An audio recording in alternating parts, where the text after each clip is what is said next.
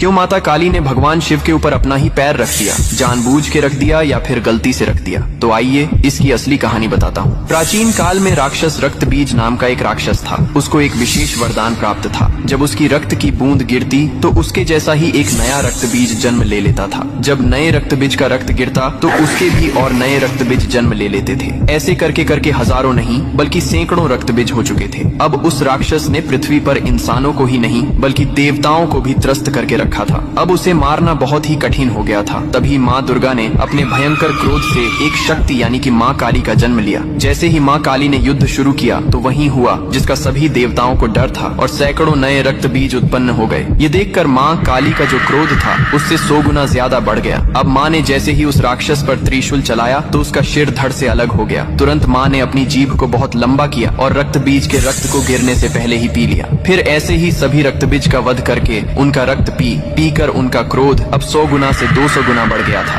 धरती कांपने लगी थी, समुद्र मथने लगे थे, देवता भयभीत होकर इधर उधर भागने लगे थे। तब देवताओं ने भगवान शिव से प्रार्थना की, हे महादेव, आप ही माता काली के संताप को शांत कर सकते हैं। शिव ने देवताओं की पुकार सुनी और माँ काली के सामने युद्ध भूमि में पहुंच गए। लेकिन माँ अपने तांडव में इतनी लीन थी कि उन्होंने शिव को भी नहीं देखा। तभी भगवान शिव ने स्वयं माता के चरणों में लेट गए। जैसे ही माँ काली का पैर अनजाने में शिव के सीने पर पड़ा, तुरंत उनका क्रोध शांत हो गया। उन्होंने नीचे देखा तो अपने प्रिय पति शिव थे। यह देखकर उनकी जीभ शर्मिंदगी से बाहर निकल आई। इसके बाद शिव ने मुस्कुराते हुए कहा, हे माँ, तुम्हारा यह रूप सृष्टि के संतुलन के लिए था, लेकिन यह रूप अब धरती पर बहुत धाम से पूजा जाएगा। यही कारण है कि तस्वीर में और मूर्तियों में माँ काली को शिवजी पर खड़े हुए दिखाया जाता है, जो बहुत ही शुभ